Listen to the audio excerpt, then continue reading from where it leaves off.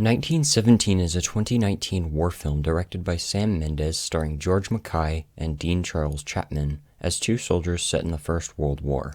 Its IMDb synopsis reads, April 6th, 1917. As a regiment assembles to wage war deep in enemy territory, two soldiers are assigned to race against time and deliver a message that will stop 1,600 men from walking straight into a deadly trap. This was the last film I saw before the global nightmare plaguing everybody in the United States began.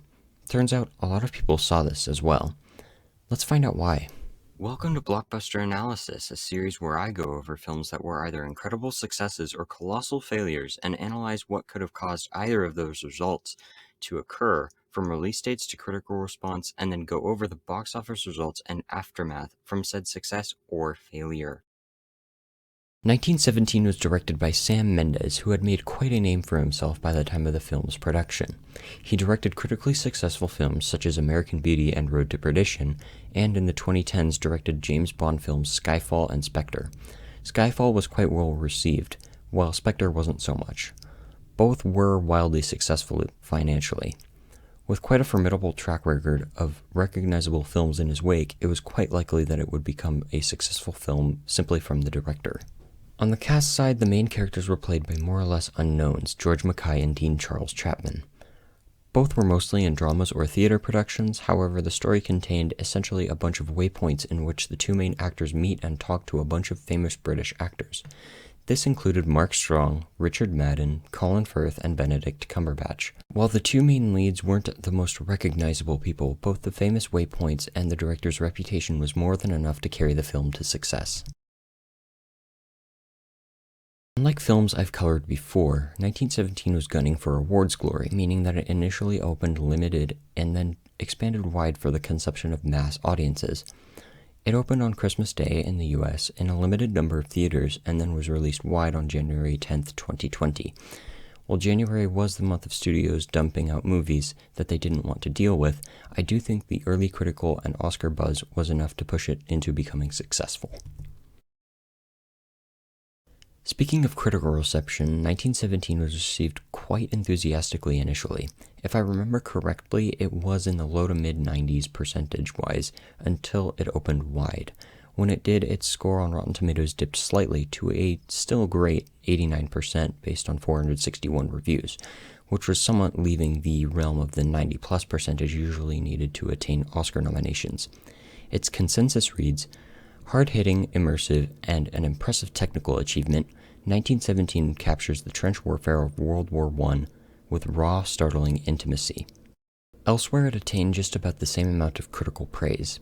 On Metacritic, it garnered a 78 out of 100 score based on 57 critics' reviews, through which it was given the label of having generally favorable reviews.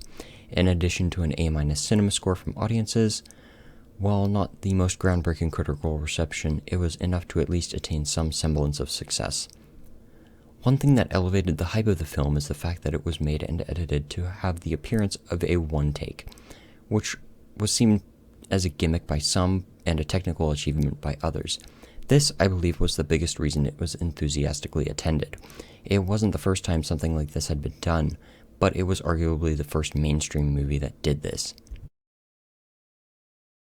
In its limited opening weekend, it grossed a fabulous $576,216 from just 11 theaters, averaging a humongous $52,383 per theater. This was incredible for a limited release, although it wasn't the best limited average that year. In its second weekend, it gained 7.2% up to $617,697, averaging $56,154 per theater. In its third weekend, it expanded to 3,434 theaters, up 3,423, and rose nearly 5,900% comparing weekends, making $37,200,000, finishing first and topping Star Wars: The Rise of Skywalker. It averaged $10,774 per theater, which was quite good. Additionally, an Oscar-baity film, which makes more than $30 million opening weekend, is just about destined to cross the $100 million domestic mark. In its fourth weekend, it dipped 40.6% and made $21.98 million over the 3-day weekend and $26.91 million over the 4-day MLK weekend. It continued to dip small amounts percentage-wise while gaining handfuls of theaters for a few of the weeks. While it was making just over $1 million each weekend, stuff around the world started to happen. Even though it was still making some serious money, the big box office disaster hit. It played until the weekend of March 13th when the world stopped and now what feels like the eternal hell began. The COVID-19 pandemic had started. In its 12th weekend, it dropped 74% to just under $350,000. At that point, everything essentially shut down, and the box office has been recovering slowly ever since.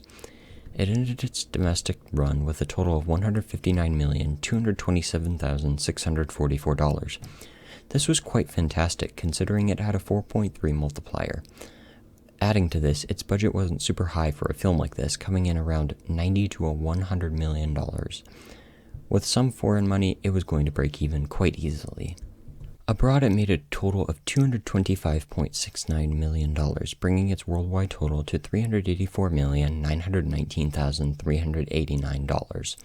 Its biggest markets were the UK with $57.5 million, France with $16.91 million, and Australia with $15.8 million.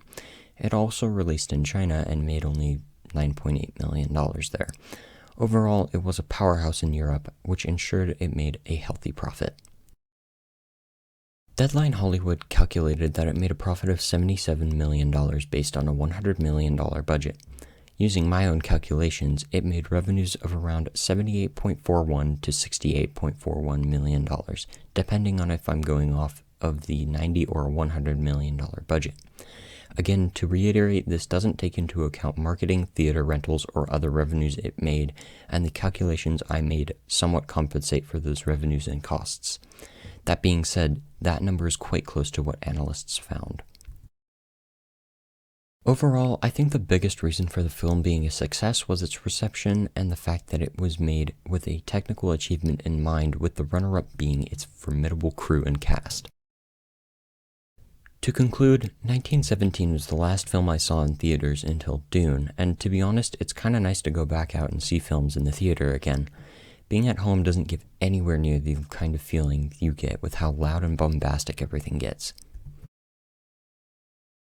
If you liked this video, consider subscribing for other films to be analyzed, and be sure to comment anything you thought could have affected its success and discuss what elements you liked or disliked down below. Have a fantastic day all. I'll see you next time.